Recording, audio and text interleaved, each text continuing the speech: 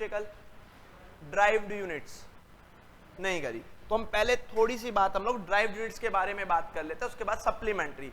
जो हमारी supplementary units are the fundamental units और ड्राइव्ड यूनिट्स। जो हमारी सप्लीमेंट्री यूनिट है वो फंडामेंटल है ड्राइव्ड है? फंडामेंटल है। सप्लीमेंट्री नाम क्यों दिया इन्हें? क्योंकि लेटर ऑन ये एडिशन हुआ है इनका। कैसे एडिशन हुआ है? लेटर ऑन हुआ है। बाकी नेचर में कैसी है? फंडामेंटल। कोई भी फंडामेंटल क्वांटिटी है उसकी क्या पहचान है? वो किसी दूसरी क्वांटिटी से एक्सप्लेन नहीं की जा सकती। और ड्राइव्ड क्वांटिटी की पहचान क्या है? Can be obtained from fundamental quantities. तो हमारे लिए ड्राइव्ड क्वांटिटीज कोई बड़ी बात नहीं है, पर हमें एक बार डेफिनेशन लिखनी चाहिए। ड्राइव्ड क्वांटिटी, तो ड्राइव्ड क्वांटिटीज वो सारी क्वांटिटी का मतलब मैंने आपको कल भी बताया था, means physical quantity. Derived physical quantity वो सारी फिजिकल क्वांटिटी होंगी जो फंडामेंटल क्वांटिटी से मिली हुई होंगी या उनसे बनी हुई होंगी। Derived quantities are those quantities which can obtain from fundamental quantities, are those which can obtain from fundamental quantities, from fundamental quantities। ये हमारे एग्जाम्पल बोलो ड्राइव्ड क्वांटिटी के बच्चे। एग्जाम्पल, एरिया किससे मिलके बना है? Length breadth. लेंथ भी फंडामेंटल है, ब्रेथ भी। दूसरा speed, displacement upon time. Volume क्या लिखूं? ब्रेथ इनटू, और बोलो कोई भी फॉर्मूला। करंट, करंट बताओ। करंट फंडामेंटल है, ड्राइव्ड में कहां से आ जाएगा? चार्ज। चार्ज का formula I into T. Force fundamental है या ड्राइव्ड है? फोर्स। मास और एक्सीलरेशन तो वो कैसी है? ड्राइव्ड है। फोर्स फॉर्मूला क्या हो जाएगा? Mass into acceleration. Linear momentum, formula बोलेगा कोई लीनियर मोमेंटम का? Mass into velocity. यही तो होगा लीनियर मोमेंटम का, mass multiplied by velocity. Force का formula mass into acceleration. Clear? तो बस इतना सा ही पढ़ना था आपको ड्राइव्ड क्वांटिटी के बारे में। जाते हुए आप मुझे अपनी होमवर्क शीट दिखा के जाएंगे, ठीक है? कंप्लीट करके लेके आए हो? हाँ चलो, जाते हुए दिखा के तब जाओगे। तो ड्राइव्ड क्वांटिटी में कोई ज्यादा बड़ा लॉजिक तो है नहीं, हम लोग समझ गए। अब अपनी फंडामेंटल और सप्लीमेंट्री क्वांटिटीज पे आ जाएंगे, ठीक है? तो जल्दी से मुझे एक बार रिकैप दे दो आप लोग अपना। मुझे फंडामेंटल क्वांटिटीज, 7 फंडामेंटल क्वांटिटीज के नाम बताओ आप लोग मुझे। Mass, length, time, temperature, current, luminous intensity, quantity of matter, quantity of substance, sorry matter नहीं कहेंगे, क्वांटिटी ऑफ सब्सटेंस। अब एक बार इनकी फंडामेंटल यूनिट्स पूछ लेता हूं। तो मुझे सबसे पहले नोना बताएगी कि व्हाट आर फंडामेंटल यूनिट्स।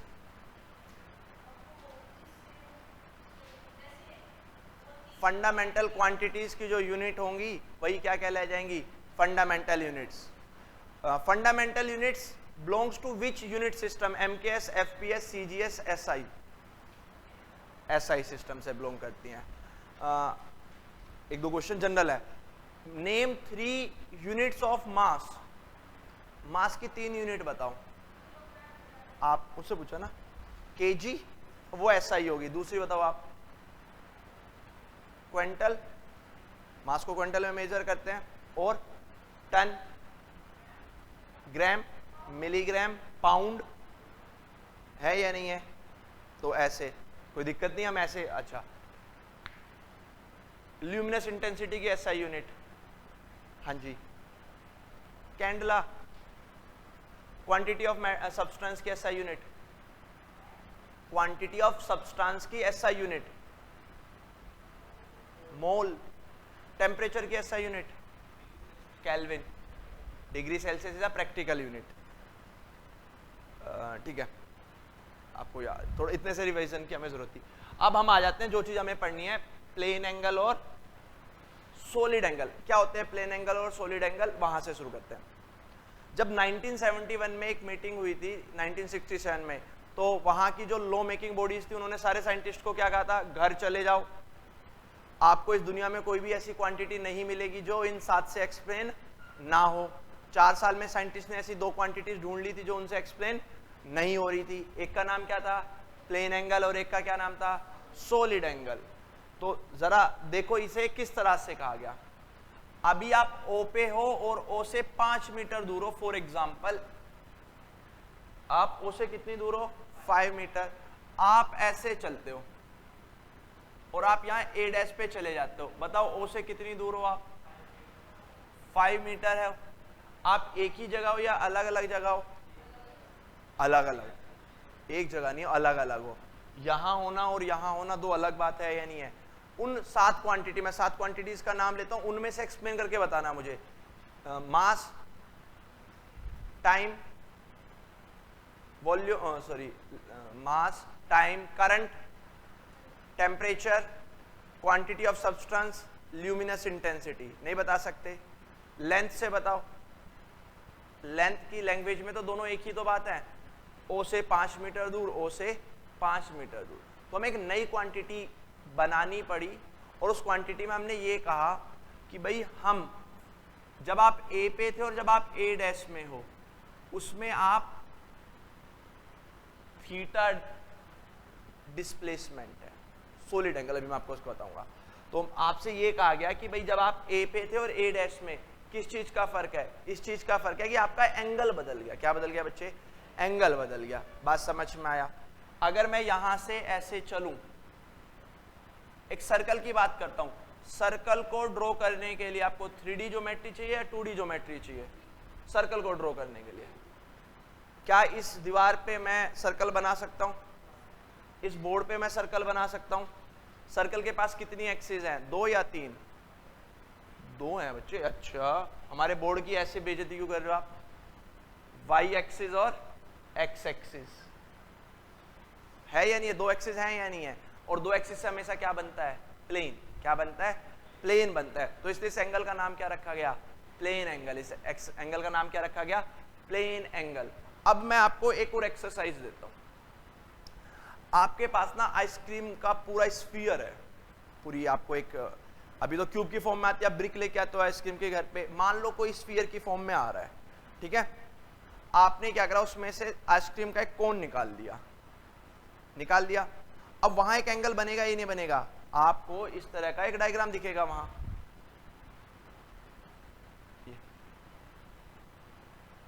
ये देखो, मैंने इसमें से कुछ पोर्शन निकाल दिया, ये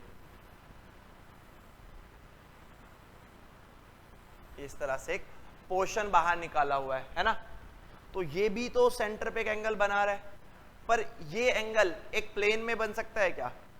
क्या आप कोन को प्लेन में बनाओगे या 3 डायमेंशनल फिगर में बनाओगे? जो भी चीजें 3 डायमेंशनल में बनती है उन्हें सॉलिड बोलते हैं, कि इनके पास 3 एक्सिस है, इसका नाम क्या रखा जाएगा, सॉलिड। यानी यहां जो एंगल बनता है वो कैसा है बच्चे, सॉलिड एंगल, क्योंकि उसे कितनी एक्सिस रिक्वायर्ड है, 3। और वहां जो एंगल बनता है वो किस में बनता है बच्चे, प्लेन में बनता है, क्योंकि वहां सिर्फ कितनी एक्सिस रिक्वायर्ड है बेटा, 2 एक्सिस रिक्वायर्ड है। वहां पे कितनी एक्सिस रिक्वायर्ड है, 2 एक्सिस रिक्वायर्ड है। ये बात आपको समझ में आई बच्चे?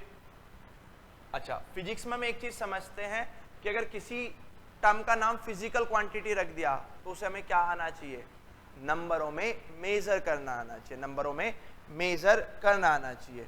तो हमने प्लेन एंगल के लिए जो सिंबल असाइन करा बच्चे, वो करा मैंने थीटा। क्या असाइन करा, थीटा। और सॉलिड एंगल के लिए जो एंगल असाइन करा वो क्या करा बेटा, ओमेगा। क्या असाइन करा वो मैंने, ओमेगा। जो हमारे प्लेन एंगल हैं वो प्लेन में बनेंगे या सॉलिड सरफेस पे बनेंगे, और जो सॉलिड एंगल हैं वो सॉलिड सरफेस पे बनेंगे। वो किस पे बनेंगे, सॉलिड सरफेस पे बनेंगे। अब चीजों को समझते हैं।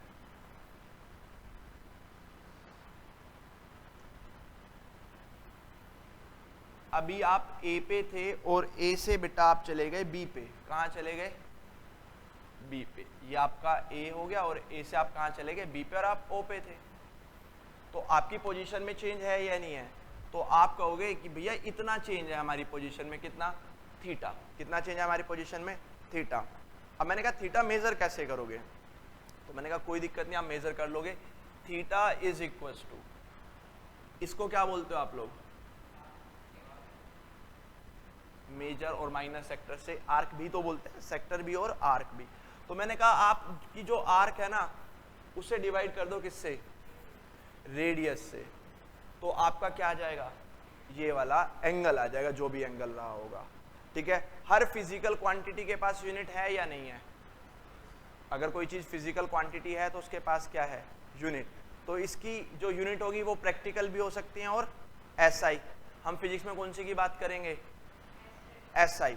तो अगर मैं इस थीटा की यानी प्लेन एंगल की एसआई यूनिट की बात करूं तो कोई बता सकता है क्या होगी, SI unit of plane angle, बोलो,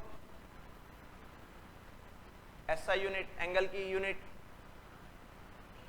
डिग्री। अब ये डिसाइड करना है कि वो प्लेन एसआई है या प्रैक्टिकल है, तो आपकी प्रैक्टिकल यूनिट है, कौन सी यूनिट है, प्रैक्टिकल। तो एसआई यूनिट क्या होती है इसकी बच्चे, रेडियन। ऐसा नहीं है कि आपने पहली बार सुन रहे हो, रेडियन वर्ड सुना हुआ है। आप एक तो एंगल को मेजर करते हो 0, 90, 180, 270, 360, दूसरी लैंग्वेज बोलना 0, π/2, पाई, 3π/2 और 2π। 2π angle is equal to 360, π/2 is equal to 90 भाई, π/2 90। पहली बार तो आप स्कूल जाया करो भाई। चलो पाई के टर्म्स में भी मेजर करते हैं पूरी लाइन को। 180 डिग्री का दूसरा नाम क्या होता है, पाई, और 2π का मतलब 360 हो जाता है। जब आप पाई के टर्म्स में बताते हो तो आप एंगल को रेडियंस में बता रहे हो, और जब आप मतलब 90, 40 बताते हो तब आप किसकी फॉर्म में बताते हो, डिग्री की फॉर्म में बताते हो। तो radian is the SI unit. तो प्लेन एंगल की एसआई यूनिट क्या हो गई, रेडियन, आर्क अपॉन रेडियस, और किस में होना चाहिए, रेडियन। रेडियन के हम लोग सिंबल यूज करेंगे RAD, बस रेडियन के लिए हम सिंबल यूज करेंगे RAD। अब इस वाले फॉर्मूले को देख के मुझे बताओ आप प्लेन एंगल को कैसे डिफाइन करोगे, कल ही सिखाया था। Plane angle is the ratio of, वो अभी डिफाइन करेंगे। आर्क बाई रेडियस का जो भी रेशियो होगा उसे हम क्या बोल सकते हैं, है ना, समझ में आया, कोई दिक्कत तो नहीं है। अच्छा मुझे एंगल्स की कोई 2-3 प्रैक्टिकल यूनिट बता सकते हो आप। प्लेन एंगल की मैंने आपको ऐसा यूनिट बता दी, क्या होती है, रेडियन। मुझे आप प्रैक्टिकल यूनिट्स बताओ। एक तो डिग्री बता दी मैंने, अगर मैं प्लेन एंगल की बात करूं तो डिग्री कैसी यूनिट है, एसआई या प्रैक्टिकल, मैं यहां प्रैक्टिकल यूनिट से लिख रहा हूं प्लेन एंगल की। किसकी लिख रहा हूं बच्चे मैं, कोई और यूनिट बता सकता है मुझे कोई डिग्री के अलावा, पावर, ये पहली बार सुने होंगे आपने शायद।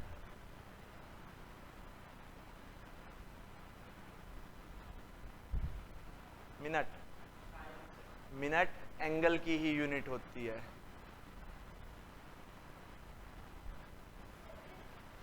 सेकंड भी किसकी यूनिट होती है बच्चे, एंगल की कौन सी यूनिट होते हैं, प्रैक्टिकल यूनिट्स होते हैं। टाइम से नहीं, वो क्लॉक हमने एंगल को देख के बनाया। सारी घड़ी कैसे घूमती है, गोल गोल, सारी घड़ी कौन से एंगल बनाती हैं, प्लेन एंगल्स। तो प्लेन एंगल से हमने चीजें वॉच में ट्रांसपोर्ट की हैं, वॉच से यहां नहीं लेके आए हैं, याद रखना। घड़ी बाद में बनी थी, प्लेन एंगल पहले बने थे। तो एक यूनिट डिग्री होता है, मिनट होता है और सेकंड होता है। अब याद रहेगा सबको, बात समझ में आया। तो अब हमें बात याद है कि हम प्लेन एंगल को डिफाइन कैसे करें। हमें समझ में भी आ गया कि भाई जो प्लेन पे बना होगा, तो देखना मैं कुछ वर्ड्स बोल रहा हूं, आपको समझ में आए तो हम उन्हें लिखेंगे। Plane angle is the angle subtended by an arc of a circle at the centre. ये क्या है, आर्क। इस आर्क ने सेंटर पे यही एंगल बनाया होगा, इसी एंगल को क्या बोलते हैं हम लोग, थीटा। और प्लेन एंगल, तो what is plane angle, plane angle is the angle subtended by an arc of a circle at the center, है ना। How we can calculate, arc divided by radius, arc divided by radius. What is the SI unit, radian. What are its practical units, degree, minute, second. क्या कोई ऐसी quantity, कोई गलती होगी उस quantity, एक क्वांटिटी पास एक से ज्यादा फिजिकल यूनिट्स हो सकते हैं, मास के पास देखो कितने यूनिट्स हैं, कितने यूनिट हैं? आप देखो धड़ी जानते हो? अब धड़ी किसको बोलते हैं? 5 किलो। 5 kg को हम लोग अपने इंडियन स्टैंडर्ड में क्या बोलते हैं बच्चे? धड़ी। वो यूनिट किसका है? आप कहना, अगर आपके दादू से बात करोगे तो वो कहते हैं हमें इतने मन गेहूं पूरी साल के लिए काफी रहे होंगे। मन किसको बोलते हैं? मन। 40 किलो को मन बोलते हैं। वो किसका यूनिट है? मास का है या नहीं है? आप थोड़ा सा गोल्ड की तरफ चलो, दादी से बात करो सोने की। रत्ती, कण, रत्ती, कण और 10 ग्राम तोला, तो ये भी तो मास के यूनिट हैं या नहीं है? तो एक क्वांटिटी, बस एक से ज्यादा प्रैक्टिकल यूनिट हो सकते हैं। ऐसे कोई सरप्राइज होने की बात नहीं है। सर ये मिनट सेकंड तो पता ही नहीं था, कहां से आ गया हमारी लाइफ में? अरे जो चीज आपको नहीं पता उसका ये बिल्कुल मतलब नहीं है कि वो एग्जिस्ट नहीं करती, उसका ये मतलब है कि हमें पता नहीं है, बस एग्जिस्ट वो करती है। तो मैं प्लेन एंगल की डेफिनेशन लिखने वाला हूं। Plane angle is the angle subtended by an arc at the centre of a circle. सही है, तो मैं यहां लिख देता हूं प्लेन एंगल की definition. Plane angle is the angle subtended by an arc of a circle at the center of circle। Formula क्या लिखूंगा बच्चे मैं प्लेन एंगल का? Arc divided by radius. आज के बाद से, अब तक जो गलती आपने करी, आज के बाद जब भी मैं आपसे बोलता हूं ए एंगल इज फॉर्म 20, तो चुपचाप समझ लेना मैंने रेडियन कहा है। जब तो मैं स्पेसिफाइड ना करूं रेडियन, चलो मैंने डिग्री में दे दिया आपको। क्या दे दिया मैंने? डिग्री में दे दिया। तो भी आपको किस में कन्वर्ट करना है? रेडियन में कन्वर्ट करना है। बिना रेडियन के कन्वर्जन के अब हम नहीं चलेंगे। हम सारी चीजें किस में करने वाले हैं? एसआई सिस्टम में करने वाले हैं। और आज एक रूल भी बताऊंगा कि how to write the unit system. ये बहुत इंपॉर्टेंट है, क्योंकि आप ना फिजिक्स पढ़ लोगे मर भी जाओ, अगर मैंने आज आपको वो बात नहीं बताई ना, आपको कभी पता नहीं चलेगी वो बात। आप फिजिक्स में अच्छे अच्छे लेक्चरर भी बन जाओ, इतनी छोटी चीज है कि जनरली आप ध्यान ही नहीं दोगे। और नहीं तो आपके साथ 2 साल आपका स्कूल टीचर रहेगा, आप देखना कभी वो इस तरह की बात भी करे और कितनी गलतियां कर रहा होगा। वो आपके सर गलतियां इसलिए कर रहे हैं क्योंकि उन्होंने भी अपने लाइफ टाइम में उसमें कभी ध्यान नहीं दिया। मैं नहीं करता कभी भी वो गलती। तो देखना अभी जरा जो मैं भी आपको बताने वाला हूं, बड़ी इंपॉर्टेंट चीज है, बहुत छोटी है बट ये समझ में आया बच्चे। अब मैं आपसे एक और बात कहता हूं, देखो 360 डिग्री किसके इक्वल होता है?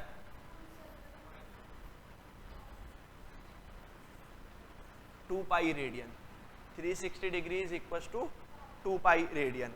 तो 1 डिग्री किसके इक्वल होगा? बोलो।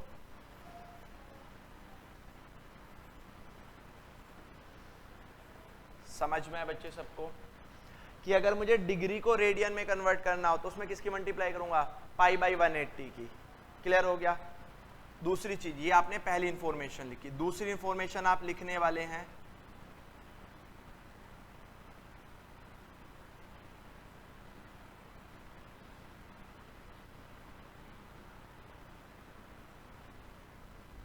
मिनट का सिंबल ये होगा, हम एक कोमा लगा देंगे उसके ऊपर। ठीक है बच्चे? 60 मिनट। तो मुझे बताओ 1 मिनट में कितने डिग्री? 1/60 कितने रेडियन? मल्टीप्लाई कर लूंगा। Third, 1 minute is equal to 60 second. 1 minute is equal to 60 second. और इसे लिखने का तरीका क्या रहेगा मेरे पास? 60 सेकेंड रहेगा। तो मुझे बताओ 1 मिनट में कितने, 1 सेकेंड में कितने मिनट? 1/60। एक कितने डिग्री मल्टीप्लाई कर लेंगे? तो आपको अगर मैं होमवर्क दूं कि कन्वर्ट 1 डिग्री इंटू रेडियन, 22/7 रख के एक रेडियन में वैल्यू आएगी। कन्वर्ट 1 डिग्री इंटू रेडियन कर दोगे। कन्वर्ट 1 सेकेंड इंटू रेडियन कर लोगे सब लोग? कर पाओगे या नहीं? बोलो। दोबारा बता दो, ये वाली बात मुझे अच्छी लगी कि दोबारा बता दो। देखो 1 degree is equal to pi by 180, कोई दिक्कत तो नहीं है। ये तो सब लोग कर लोगे। कैसे करोगे? या तो आप 3.14 इंटू 180 लिख लो, ये तो सोल्व कर सकते हो। तो आप क्या लिख दोगे भैया 1 degree is equal to that much amount of radian. अब हमारे पास क्या आया कि 1 degree is equal to 60 minute, ऐसे ही तो है। तो 1 minute is equal to 1/60 degree, कितना गया 1/60 डिग्री। और 1 डिग्री में कितने रेडियन है, तो 1 degree is equal to 3.14 into 180 is equal to, कैसे भी सोल्व कर लोगे, ये तो न्यूमेरिकल वैल्यू सोल्व करनी है। अब हमें क्या पता है 1 minute is equal to 60 second, 1 second is equal to 1/60 second minute, और 1 मिनट में कितने रेडियन होते हैं वो रहे, तो 1 second is equal to 3.14 into 180 equal to 1/60 into 1/60, ये रेडियन आ गया। तो बस मैंने तो इतना ही तो काम किया था कि आप जाके न्यूमेरिकल वैल्यू सोल्व कर लो। अब हो जाएगा सबसे, ये आज आपके होमवर्क असाइनमेंट में क्वेश्चन है, पहला ये हुआ शायद, convert 1 degree to this, 1 minute to this, तो हो जाएगा सबसे, कोई दिक्कत तो नहीं है। प्लेन एंगल के साथ डील कर लेंगे हम लोग।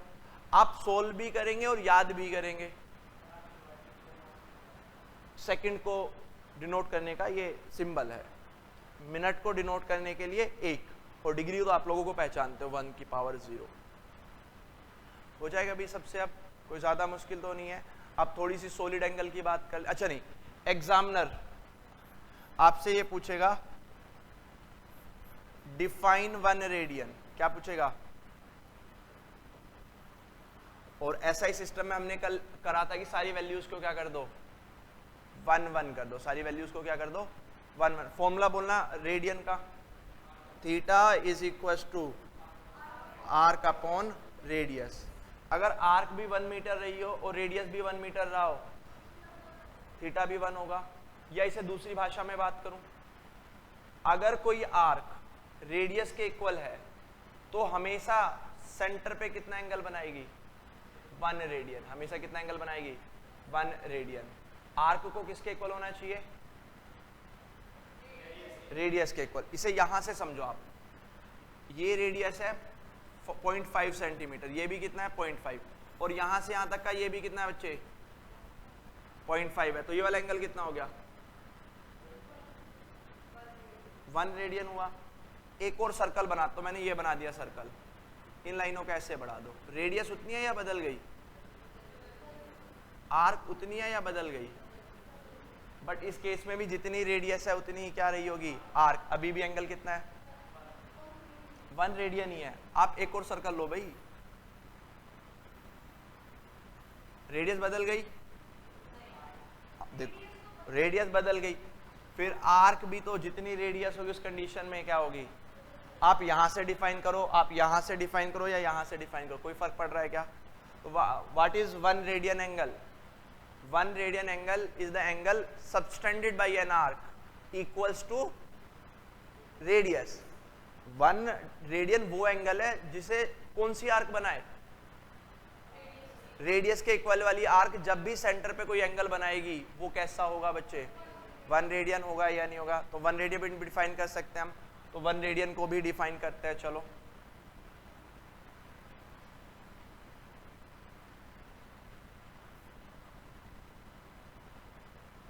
One radian is the angle subtended, is the angle subtended by an arc, by an arc equals to, by an arc equals to radius। वो आर्क हमेशा 1 रेडियन का एंगल बनाएगी जो रेडियस के इक्वल रही होगी। क्लियर हो गया बच्चे, कोई दिक्कत तो नहीं है। What is complete plane angle, complete plane angle बता सकते हो कोई कितना होगा, कंप्लीट प्लेन एंगल बिल्कुल सही है। एक कंप्लीट प्लेन एंगल कितना हो जाएगा 2 pi, 2 pi is a complete plane angle. ये भी पॉइंट बना के लिखो।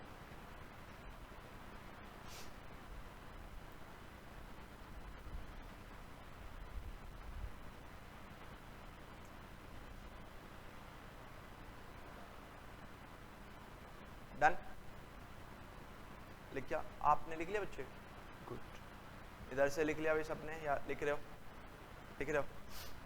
आपने प्लेन एंगल को डिफाइन कर लिया, आपने इक्विवेलेंट वैल्यू लिख ली कि भाई 1 डिग्री में क्या होता है, 1 सेकंड में क्या होता है, 1 मिनट में क्या होता है। आप कन्वर्जन भी आपको घर से करना है। अगर आपको कोई डाउट आ जाए, मान लो आपसे ना बन रहा हो, तो आप सबके पास एनसीईआरटी है। एक बच्चे की एनसीईआरटी मेरे पास ही रह गई है, कौन था वो एब्सेंट है। तो आपके एनसीईआरटी का जो सबसे पहला सोल्ड एग्जांपल है ना, वो यही क्वेश्चन है, कन्वर्ट डिग्री सेकंड और मिनट इनटू रेडियन। तो आप वहां से थोड़ी सी हेल्प ले सकते हैं। अब आ जाते हैं सॉलिड एंगल पे। प्लेन एंगल बिल्कुल अच्छे से क्लियर हो गया, क्योंकि प्लेन एंगल इतना इंपॉर्टेंट है, इसके बिना हमारा ना 12th में काम चलेगा ना 11 में। सॉलिड एंगल कहीं कहीं काम आएगा, हर जगह नहीं आएगा, तो सॉलिड एंगल के बारे में भी थोड़ा सा पढ़ लेते हैं। चलो सॉलिड एंगल की बात करते हैं। ये सारी चीजें हमने लिख ली, तो मैं यहां से हटा दूं? तो लिख लो यार, ऐसे डरा। ये ऊपर वाली डेफिनेशन वगैरह तो लिख ली होंगी। 1 degree is equal to pi by 180 radian, 1 degree is equal to 60 minute और 1 second is equal, sorry 1 minute is equal to 60 second. ये तो पता भी था पहले से। तो जो आपकी घड़ी है ना, वो प्लेन एंगल के कंसेप्ट पे काम करती है। धीरे धीरे समझ में आएगा अब आपको।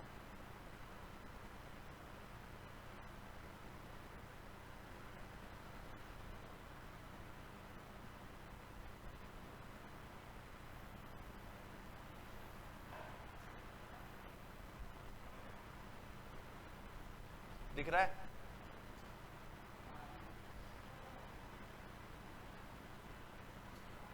अब ठीक है।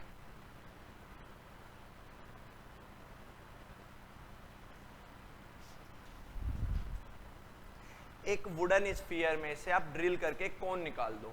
एक वुडन स्फीयर लिया आपने, सॉलिड स्फीयर, और उसमें से ड्रिल करके कोन की फिगर बाहर निकाल दो। ये था, यहां से आपने ये एक कोन बाहर निकाल दिया। जो कोन आपने बाहर निकाला वो मुझसे मैं यहां दिखाता हूं आपको। ये आपने यहां एक कोन बाहर निकाल दिया। ये कोन आपने इस फिगर में से निकाला होगा। अब थोड़ा सा आपको फील आएगी, ठीक है जी। हमने ये बाहर निकाल दिया। तो जरा ये देखो कि ये जो आपने बाहर निकाला, ये जो एरिया, मैं इस येलो वाले की बात कर रहा हूं, जो बाहर से ये वाला एरिया है, ये सेंटर पे कुछ एंगल बना रहा है या नहीं बना रहा है? भाई जो ऊपर का एरिया है वो सेंटर पे कुछ एंगल बना रहा है, उसी को हम लोग सॉलिड एंगल बोलते हैं। तो डिफाइन करो जरा solid angle. Solid angle is the angle subtended by an area. वहां कौन बता रहा था बच्चे? Plane arc. और यहां कौन बना रहा है? कहां बना रहा है? किसके? स्फीयर, सर्कल नहीं, स्फीयर के। तो उसी को हम क्या बोलते हैं? Solid angle. समझ में आया? तो इसे भी लिख देता हूं, angle subtended by an arc लिखूं या एरिया लिखूं? By an area at the centre of sphere. It is denoted by, हाँ मैं बस इसी की उम्मीद कर रहा था, ओमेगा। चलो W से एक बात याद आई है, मैं सबको बताता हूं, तो तुम्हारे साथ पार्शियलिटी क्यों करूं। अभी 10th के बोर्ड देखा हो आप लोग। जब मैं अपने करियर में बहुत अर्ली था, तो मैं स्कूल में पढ़ाता था, तो मेरी एक बार 10th के बोर्ड के पेपर में ड्यूटी लगी। और ड्यूरिंग द ड्यूटी टीचर्स ऐसे ऐसे घूमते रहते हैं उस कॉरिडोर में जो बंधा हुआ रहता है, और वो आपको नहीं पता, पर चलते चलते ऐसे नोटबुक को देखते रहते हैं, बच्चा क्या लिख रहा है, कैसे लिख रहा है। तो मैं कंटिन्यूसली ऐसे घूम रहा था, 2-3 बार घूमा, तो मुझे एक बच्चे को देख के लग गया कि ये फेल होगा, इससे कुछ नहीं आता। मतलब उसका केमिस्ट्री और फिजिक्स का पोर्शन देख के मुझे लग रहा था कि ये फेल होगा। बायो में पता नहीं उसने क्या लिखा था। अब मुझे नहीं पता, उसने एक न्यूमेरिकल ओम्स लॉ का आगे पीछे से देख के सोल्व कर लिया। अब उसने खुद से करा था या पीछे से करा, वो तो मुझे भी नहीं पता। उसने ऐसे आंसर लिख दिया 40। मेरे मन में ना कि ये आया, मैंने यार फेल हो जाएगा, मुझे पता था इसका 40 आंसर आ रहा है। उसने यूनिट नहीं लिखी, तो मैंने सोचा कि आधा नंबर कट जाएगा, क्या पता पास हो जाए। ऐसे मतलब करना नीचे, बट आ गया बच्चे को देख के। हाँ मतलब कभी कभी हो जाता, हमेशा नहीं होता। तो मैं ऐसे जाते जाते ना, मैं उससे ऐसे बोल गया, ओम लिख दे इसके आगे, ऐसे हाथ मार के कि जैसे दूसरा टीचर साथ में होता है। मैं ऐसे घूम के आया और मैं वापस ऐसे आया, मैं उसकी नोटबुक को देखता कि लिखा है या नहीं लिखा, उसने लिखा।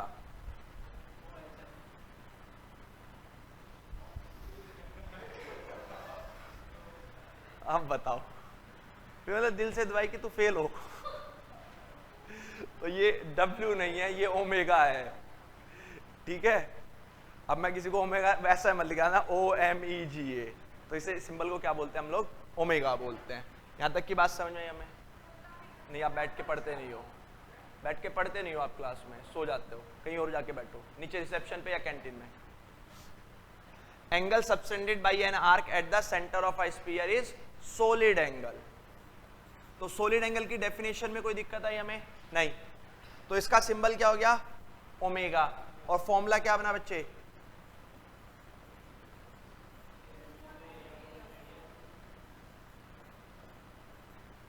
Area divided by radius square, area divided by radius square. तो ऐसे लिखते हैं हम इसके फॉर्मूले को generally, omega is equal to DA by R square. इसकी भी हमें क्या पता होनी चाहिए बेटा, SI यूनिट।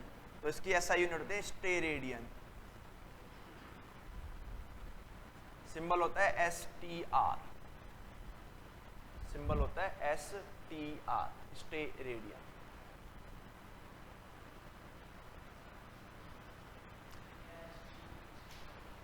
STRADIAN, steradian.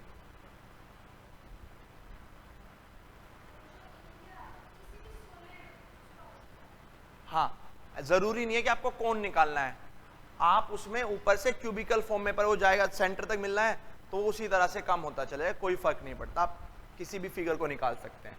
तो वही एरिया लिखेंगे और उसका क्या कर देंगे, रेडियस स्क्वायर। एरिया हम कैसे लिखेंगे, जब कोई चीज छोटी होती है ना उसे DA लिखते हैं। अभी ये मैं आपको पढ़ाऊंगा डिफरेंशिएशन और इंटीग्रेशन, उसमें समझ में आएगा।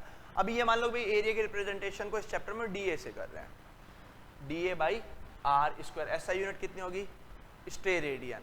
डिफाइन वन स्टेरेडियन, आप बताओ, डिफाइन वन, हाँ, one steradian is the angle subtended by an area equals to radius square. समझ में आया? तो उसे भी डिफाइन करो जल्दी से। One steradian is the angle subtended, one steradian is the angle subtended by an area equals to radius square, equals to radius square at the center of sphere। अच्छा, मुझे बताओ इस प्रॉपर्टी को क्या बोलते थे आप लोग, वन करने वाली को? कल मैंने नाम लिखवाया था ऐसा सिस्टम में कि इस प्रॉपर्टी को हम कुछ बोलते हैं। एक तो रेशनलाइज लिखवाया था, कोहेरेंट नहीं, वो तो मैट्रिक्स है, कोहेरेंट मैट्रिक्स है। दूसरी रेशनलाइज थी, तीसरी प्रॉपर्टी जो थी एब्सोल्यूट सिस्टम, यानी वन करने वाली प्रॉपर्टी को क्या बोलते हैं, एब्सोल्यूट सिस्टम। हाँ, समझ में आ गया बच्चे? कोई दिक्कत तो नहीं है, डिफाइन कर लेंगे हम लोग, समझ में आया? ये एरिया को आप लोग जनरली ए से रिप्रेजेंट करते थे या एस से रिप्रेजेंट करते थे? ए से, और सरफेस एरिया जाएगा तो ऐसे से लिख दोगे, उसमें कोई दिक्कत नहीं है। अभी सिर्फ आज के लिए आप ये मान लो कि हम एरिया को DA से रिप्रेजेंट कर रहे हैं। DA क्यों लिखा जाता है मैं आपको जब डिफरेंशिएशन पढ़ाऊंगा तब समझ में ज्यादा अच्छे से आएगा बच्चे। हाँ जी, तो ये मत भी निकालो, आप मार्क कर लो, उस एरिया से हो जाएगा, ठीक है। चलो, हाँ जी, NCERT पढ़ने की बिल्कुल जरूरत नहीं है आपको, मैं आपको NCERT से भी ज्यादा करा रहा हूँ। NCERT तो हम बिल्कुल कवर कर रहे हैं, आपको एक रिफ्रेशर के नोट्स बनवाऊंगा मैं। आपको क्या करने की जरूरत है, जो मैं डेली आपको होमवर्क शीट दे रहा हूँ ये करने की जरूरत है। आपको मैं आपकी बुक दूंगा एक वर्कशीट फॉर्म में, वो बुक करने की जरूरत है। उस बुक को और आप इनको करके नीट के भी क्वेश्चंस बड़े अच्छे कर लोगे। अब मैं आपकी वर्कशीट में ना डेली लिखा करूंगा नीट न्यूमेरिकल, जिससे आपको कॉन्फिडेंस आएगा कि हम ठीक कर रहे हैं। अगर मतलब बेसिक टॉपिक से रिलेट करके मेंस और नीट जो जो आपके सिलेबस में है मैं डाल दिया करूंगा और आप देखना आपसे हो जाएंगे। ये हो गया, अब आपको समझ में आया बच्चे, कोई दिक्कत तो नहीं है। कल हमने यूनिट्स पढ़ी थी। यूनिट्स क्या होते हैं? तो कंपैरिजन करने के लिए जिस बेसिक की जरूरत पड़ती है उसी को हम क्या बोलते हैं? यूनिट्स बोलते हैं। तो हमने कल ये भी पढ़ा था कि यूनिट्स को बनाते हुए किन बातों का ध्यान रखना चाहिए। बोलो, आप देख के बोलो, advantage, what are the characteristic of unit system. पहली वन, हाँ ठीक है, easy to replace, universally acceptable, easy to duplicate, do not change with time and place, और कन्वीनिएंट इन साइज। वो ऐसा यूनिट का एडवांटेज थे। यूनिट बनाते हुए किन बातों को ध्यान में रखना वो भी तो हमने लिखा था। तो आपने डिस्टेंस की यूनिट बनाई है कितनी? बेसिक क्या बनाया? 1 मीटर बनाया होगा ना, उसी से तो सबको कंपैरिजन करना होगा। तो क्या हमें ये नहीं पता होना चाहिए 1 मीटर कैसे बना होगा? ये सिर्फ हमें आना चाहिए, आपको ज्यादा नहीं है कि आप, बहुत रेयर आपसे स्कूल में इनके बारे में पूछा जाएगा, पर आपको पता होना चाहिए कि हमने 1 मीटर को कैसे बनाया है। तो 1 मीटर को कैसे बनाया मैं जरा आपको बताता हूं। प्लेन एंगल के प्रैक्टिकल यूनिट्स हमने कर लिए हैं, तो इसे हम क्या एक बार फिर से बोल दो, रिवाइज हो जाएगा। अरे रुको रुको रुको, रेडियन इक्विवेलेंट बोलो। 1 डिग्री इज इक्वल टू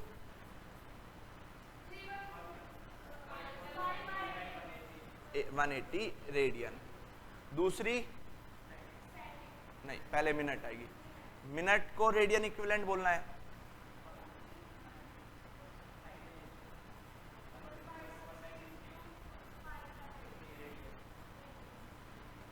ठीक है, और तीसरा क्या था? सेकंड। सेकंड का इक्विवेलेंट बोलो।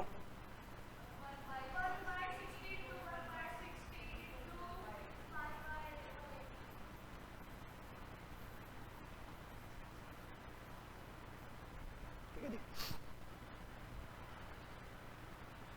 यूनिट एंड मेजरमेंट में आपको डेफिनेशन सिखाऊंगा अभी किसकी बच्चे? Fundamental units. क्या होती है फंडामेंटल यूनिट? जल्दी से बोल दो। Fundamental units are the units of fundamental quantity.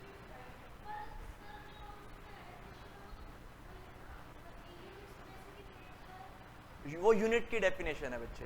What is unit? Basic, the basic tool required for the measurement. And what are the fundamental units? The units of fundamental quantities are said to be. ठीक है, अब clear हो गया? Difference clear समझ में आ गया? मुझे कल ऐसे वाले आंसर्स नहीं चाहिए, पाई बाई 180 वाले, मुझे 10 टू द पावर्स में चाहिए। ठीक है, 1.6। अभी मैं आपको लिखना भी बताऊंगा कैसे लिखते हैं, अभी साइंटिफिक नोटेशन सिखाऊंगा मैं आपको। चेंज कर दूं अब तो?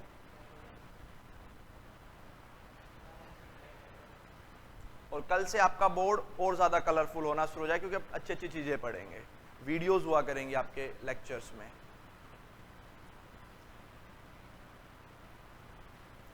स्विच करें भाई, बताओ।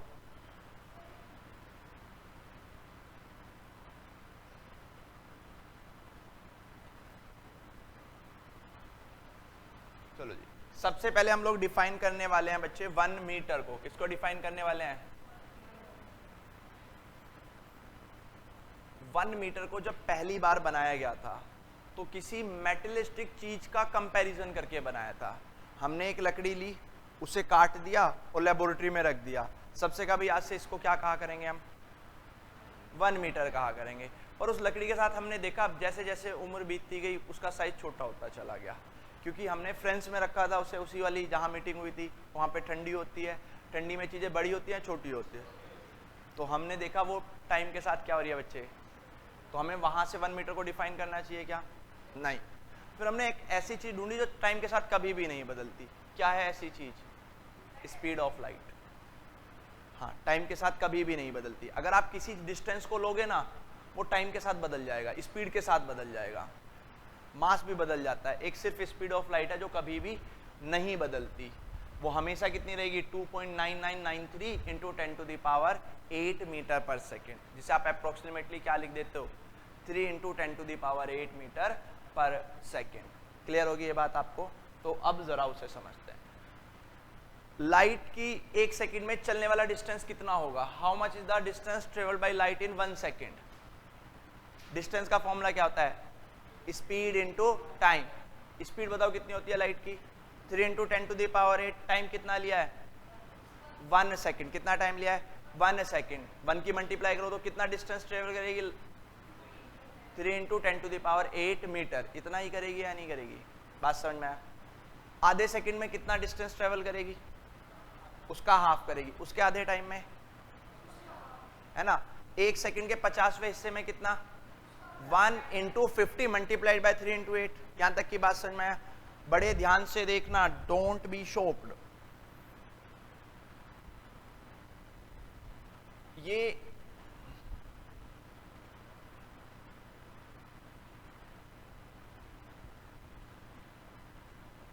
ये 1 अपॉन कुछ फिगर लिखा हुआ है। 1 अपॉन 1 10 100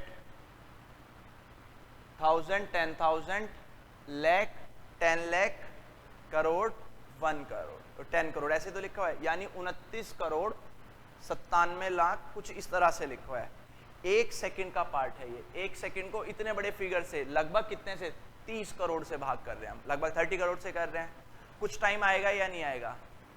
लाइट उतनी देर में कुछ डिस्टेंस ट्रेवल करेगी और हमेशा उतने डिस्टेंस ट्रेवल करेगी या नहीं करेगी? क्योंकि स्पीड कभी बदलती नहीं है। लाइट जितना भी डिस्टेंस इस टाइम में ट्रेवल करेगी उसे आज से हम क्या कहेंगे? 1 मीटर। कितना डिस्टेंस ट्रेवल करती है लाइट इतनी देर में? कितना? आपने देखा है ना, 1 मीटर तो आपके घर में रखा हुआ है, तो उतना डिस्टेंस ट्रेवल करती है। अब कहां से डिफाइन कर दिया हमने? लाइट से कर दिया, जो कभी भी नहीं बदलेगी। तो 1 मीटर समझ में आया कैसे डिफाइन करा है? 1 metre is the distance travelled by light in a vacuum during the time interval of 1/30 crore of a second. समझ में आ गया? कोई ज्यादा मुश्किल तो नहीं है। मुश्किल है? फिगर याद ही नहीं करना बेटा। मैं ये जो फिगर है वो याद नहीं करना, आपसे नहीं पूछा जाएगा आपके स्कूल में, बट मैं आपको ये सेंस देना चाहता हूँ कि चीजें डेवलप कैसे होती हैं। अब तो आसान हो गया। फिगर याद नहीं करनी तो आसान है, फिगर याद करनी है तो मुश्किल है। फिगर नहीं याद करनी हमें। तो 1 मीटर कैसे डिफाइन हुआ, सबको समझ में है। दूसरा आ जाता है 1 किलोग्राम। हाँ जी,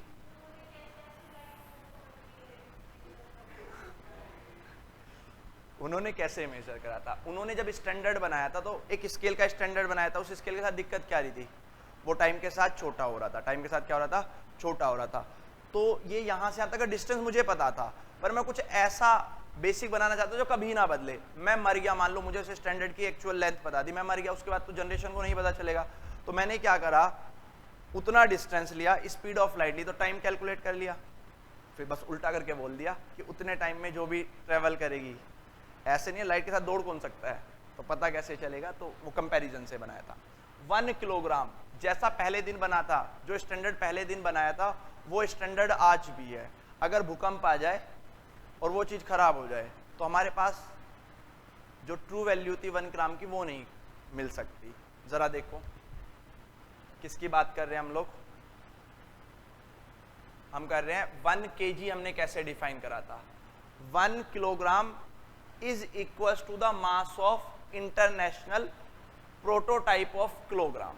इसका कोई मतलब नहीं, पेपर में नहीं आएगा ये। This prototype is a cylindrical made of platinum iridium alloy kept in international bureau of weight measure and Sevres near Paris France. इसका मतलब छोड़ो, आपको एक एलोय मिला है, किसका? प्लेटिनियम इरिडियम एलोय है। वो इस तरह का ग्रीन से कलर का एक टुकड़ा है, उसे किसी ने उठाया और बोल दिया आज से क्या कहेंगे? 1 किलो कहेंगे। जब आपका 1 किलो खो जाए तो उसके तराजू से तोल के ले आना, फिर 1 किलो बना लेंगे। अगर ये खो जाए तो खो जाए मतलब भूकंप आ जाए तो ये तो मिलेगा थोड़ी ना भूकंप के बाद, तो फिर कैसे करेंगे? तो आंसर फिर हमारे पास कोई दूसरा रूल नहीं है। फिर ऐसे हो सकता है कि जो रूल हमने जो पहले से स्केल बनाया उन्हीं को डुप्लीकेट कर लें। सबसे ट्रू वैल्यू किसकी होती है? इसकी। तो इसमें तो कुछ पढ़ना ही नहीं है, आपको पता चल गया कि वहां। अगला किसकी बात करते हैं हम लोग? 1 सेकेंड की बात करते हैं।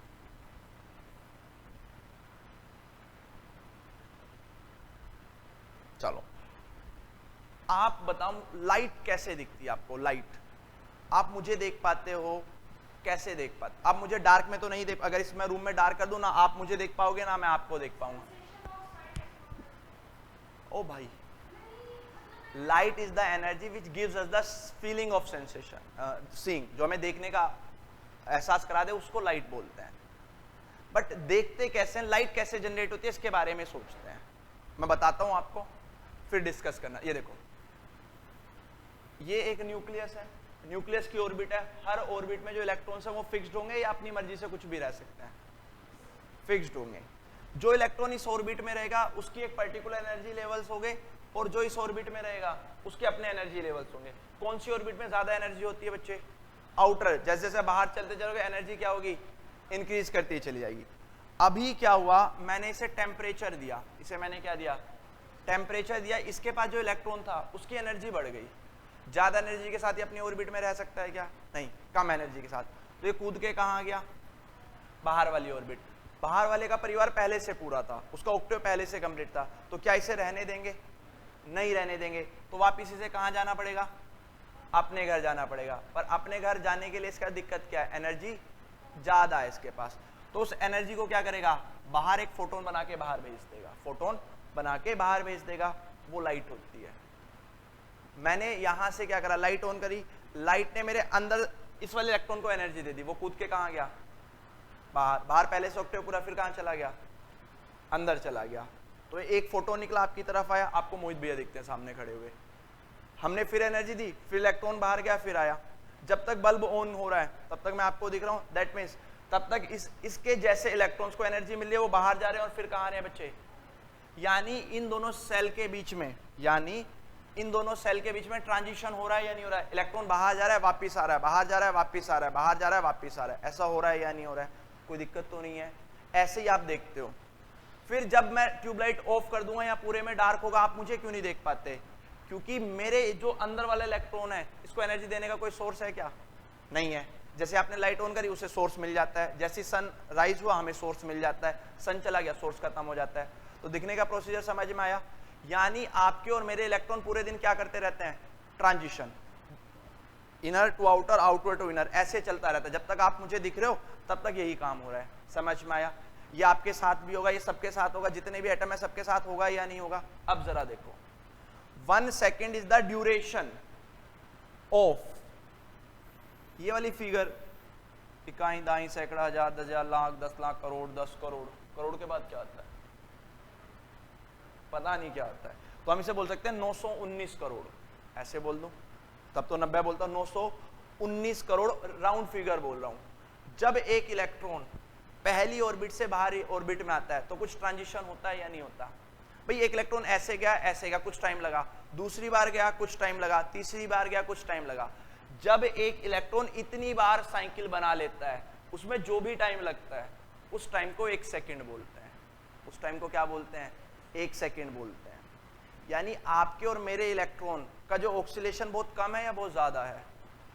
बहुत ज्यादा है। फ्रीक्वेंसी पता है आपको लाइट की कितनी है फ्रीक्वेंसी? 10⁻14 हर्ट्ज।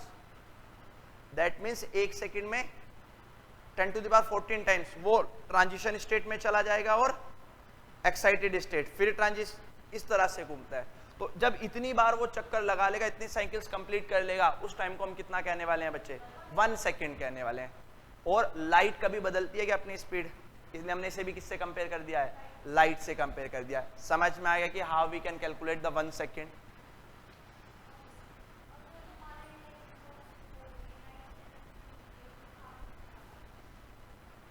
भाई लाइट मुझे देखने के लिए जरूरी है। तेरे अंदर यही इलेक्ट्रॉन छोड़ने देते हैं, अंदर एक आत्मा भी तो है, वो खून पीना शुरू कर देगी सबका अगर तुम मर जाएंगे तो खाना हम अपने लिए, हर चीज किससे मिलके बनी है? एटम से। तो हम एटम लेवल पे बात कर रहे हैं, बॉडी लेवल पे बात नहीं कर रहे हैं। ऐसे अच्छा क्वेश्चन ये हो गया भाई। मैं पीडीएफ सेंड कर दूंगा, ये आप वहां से लिख लेना। मैं ये वाली पीडीएफ सेंड कर दूंगा, आप वहां से देख लेना। अच्छा जी, 1 एम्पियर कैसे डिफाइन करेंगे? आप 10th क्लास में पढ़ के आए हो, 2 वायर्स को पैरेलल रखो, क्या उनके बीच में फोर्स लगती है? ये एक करंट कैरिंग वायर है, ये एक करंट कैरिंग वायर है। ये अपने चारों तरफ मैग्नेटिक फील्ड बनाएगा और ये भी अपने अराउंड मैग्नेटिक फील्ड बनाएगा। और जब कोई current carrying conductor magnetic field में रखा होता है, उस पर फोर्स लगती है क्या? हाँ बिल्कुल लगती है ना। फोर्स लगती है तभी तो वो घूमता है।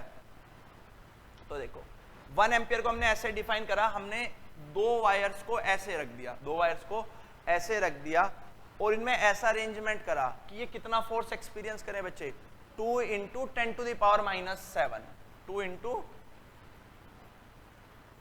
जब इनके बीच का डिस्टेंस कितना हो बच्चे 1 मीटर हो, तो जो भी करंट इन वायर्स में फ्लो हो रहा होगा उस करंट को हम क्या कहेंगे 1 एम्पियर, उस करंट को हम क्या कहने वाले हैं 1 एम्पियर। ठीक है, ये तो हमारा क्लास 12 में पूरा टॉपिक है, तो ये तो बहुत इंपॉर्टेंट क्वेश्चन बन जाएगा जब हम ये वाला टॉपिक करेंगे, डिफाइन 1 एम्पियर, क्योंकि एसआई सिस्टम में डिफाइन है। दूसरा क्या पूछा गया बच्चे, मतलब क्या डिफाइन का नाम है, टेम्परेचर का 1 केल्विन कैसे डिसाइड करा, वाटर का बॉइलिंग पॉइंट बताओ अपनी नॉलेज में, मैं नई चीज बताऊंगा आपको, 100 डिग्री सेल्सियस। दाल का बॉइलिंग पॉइंट क्या होता है, जो हमारे घर में दालें बनती हैं,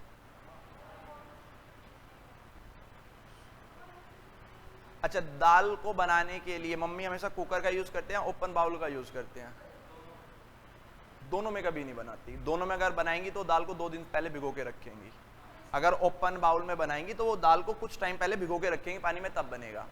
जरा सुनो, दाल का बॉइलिंग पॉइंट होता है 110, पानी का कितना होता है, तो पानी का टेम्परेचर 100 से ज्यादा कभी भी नहीं जाएगा, तो आपकी दाल कैसी रह जाएगी, कच्ची रह जाएगी।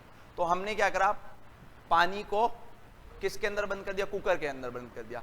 प्रेशर के बढ़ने से बॉइलिंग पॉइंट बढ़ जाता है, जब आपने कुकर के अंदर बंद करा तो प्रेशर बढ़ा दिया, प्रेशर के बढ़ाने से पानी का बॉइलिंग पॉइंट हो गया 120, दाल का क्या होता है, तो उस टेम्परेचर पे आएगा या नहीं आएगा। ठीक है, आपके घर में आपका जो पानी है कितने डिग्री, ओपन बर्तन में कितने डिग्री पे उबल जाता है, ओपन बाउल में पानी रखो कितने डिग्री सेल्सियस पे बॉइल हो जाएगा, 100 डिग्री सेल्सियस पे हो जाएगा। मैं आपसे कहता हूं एक सक्शन पंप लो और ऊपर से एयर हटा दो, क्या हटा दो ऊपर से, आप देखना आपका पानी सिर्फ 60 डिग्री सेल्सियस पे उबल जाएगा। यानी जो पानी का बॉइलिंग पॉइंट है वो प्रेशर पे डिपेंड हर चीज का करता है, पानी का नहीं, हर चीज का करता है।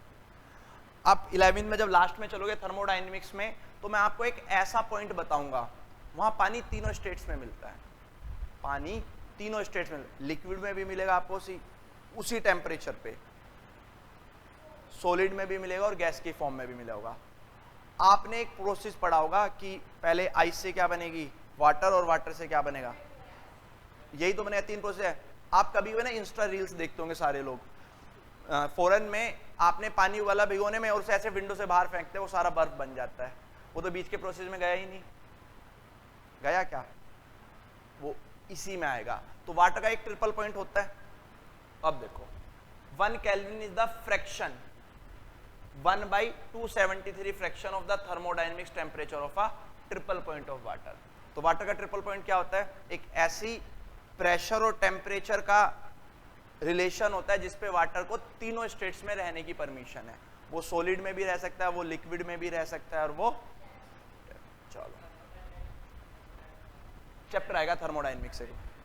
ठीक है, तो ये भी समझ में। लास्ट वन इज 1 मोल, मोल कराता ना, तो ये आपको केमिस्ट्री में पढ़ भी लिया होगा 1-2 दिन में, नहीं पढ़ा तो मैं बता देता हूं मोल क्या होता है। मोल एक नंबर है, बस मोल क्या एक नंबर है, वो नंबर किसके इक्वल है 6.023 इंटू 10 टू द पावर 23, यही तो है। अब आप मुझे बताओ मोल कैसे डिफाइन करते हो आप मोल को, certain amount of particles, certain amount of element, certain amount of molecule, जो इतने एवोगेड्रो नंबर जितने मॉलिक्यूल्स रखते होंगे, एटम्स रखते होंगे, उस क्वांटिटी को क्या बोलते हैं हम लोग 1 मोल बोलते हैं। क्या बोलते हैं 1 मोल। कैसे कैलकुलेट करते हैं 1 मोल को, given mass divided by elemental mass, molecular mass, molecular weight, जैसे की बात करें वहां से मोल आ जाते हैं। तो हमने क्या करा 1 मोल किसको कहा, कार्बन का, हमने कार्बन आपको ये मिलता है बच्चे 6 C12 भी मिलता है, और नेचर में आपको कार्बन 613 भी मिलता है। हमने ये वाला क्या लिया कार्बन लिया, ये वाला क्या लिया बच्चे कार्बन लिया, और उसकी कितनी क्वांटिटी कितनी ली बच्चे मैंने 0.012 किलोग्राम, बेसिकली 12 ग्राम। अगर हम इसे करेंगे तो हमने क्या लिया बेसिकली 12 ग्राम, यानी 12 ग्राम में कौन सा कार्बन लेना, ये वाला या ये वाला, ये वाला। इसके सर्टेन नंबर ऑफ मॉलिक्यूल्स आएंगे या एटम्स आएंगे या नहीं आएंगे, जितने भी नंबर आएंगे उस नंबर को हम क्या कहेंगे, 1 मोल। और वो 1 मोल किसके इक्वल होता है, 6.023 into 10 to the power 23, randomly called as Avogadro number. समझ में आ गया बच्चे? तो क्या नहीं आया? अच्छा फिर से बताता हूं।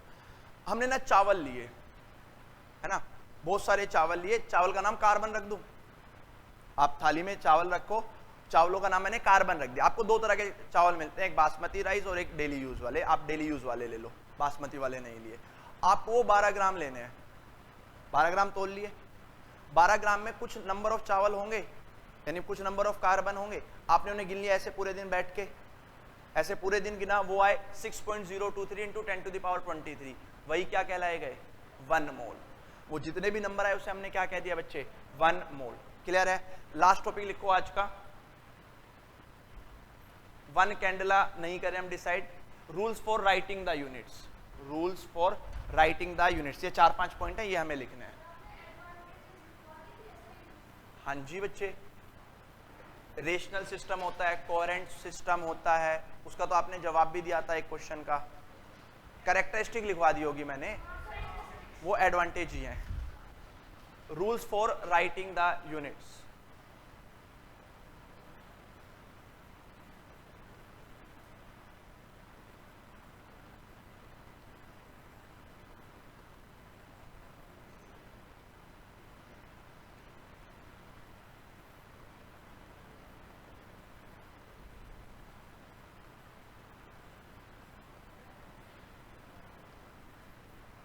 किसी भी यूनिट को हम कैपिटल में नहीं लिखेंगे। No unit write in capitals, no unit write in capitals. For example, आपने और आपके टीचर्स ने ना कहीं आपको एम्पियर लिखना पड़ जाए तो आपने हमेशा ये देखा होगा, है ना, ये गलत सिस्टम है। ठीक है, no units right in Capitals. कोई भी यूनिट, मैं सिंबल की बात नहीं कर रहा, मैं यूनिट की बात कर रहा हूं। मीटर को तो आप हमेशा ऐसे ही लिखते हो, सिंबल यूज नहीं करें हम मीटर, पर हम इसे कैसे लिखते हैं, ऐसे लिखते थे ना, ये गलत है। कभी भी यूनिट्स किस में नहीं लिखी जाएंगी, second, symbol of unit, symbol of unit should be in small.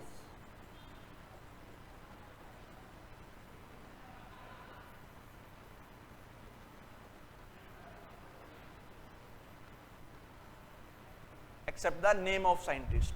For example, metre का सिंबल क्या है, एम, तो हम एम लिखेंगे। और एम्पियर साइंटिस्ट का नाम था तो उसके सिंबल को क्या लिखेंगे, कैपिटल लिखेंगे। उसके सिंबल को क्या लिखेंगे, कैपिटल लिखेंगे। ठीक है, नो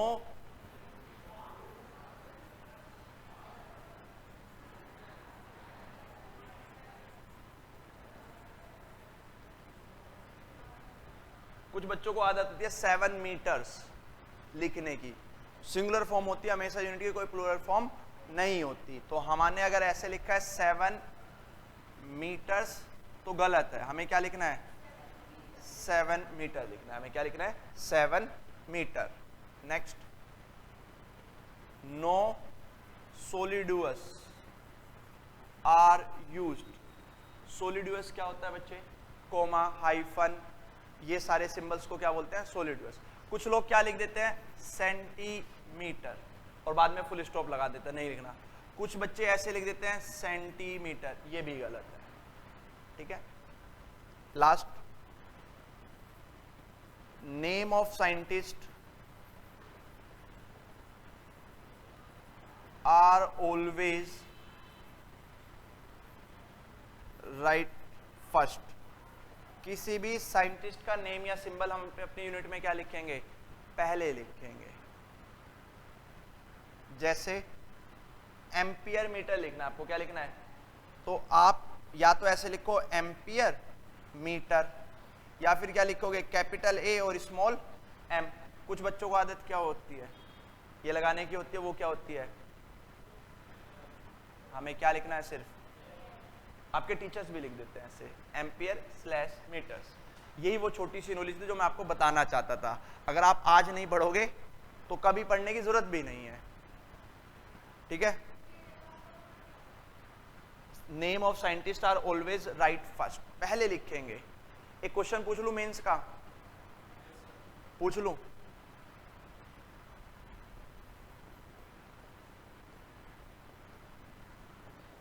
एक फिजिक्स में एक फॉर्मूला होता है P is equal to charge multiplied by distance, इसके यूनिट बताओ क्या लिखोगे? चार्ज के कूलम और डिस्टेंस के मीटर। मैं कुछ लिखता हूं, आप लोग मुझे बताना।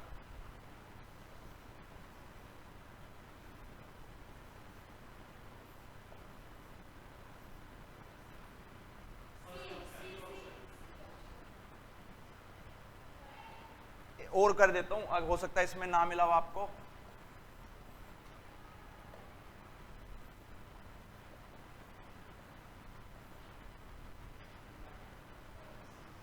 सी, ए क्यों गलत है? ई, सी कुलम नाम है, साइंटिस्ट का नाम है कुलम, तो हमने सी को क्या कर दिया? स्मॉल। क्या होना चाहिए था? कैपिटल। तो पहला गलत हो गया। दूसरा बताओ,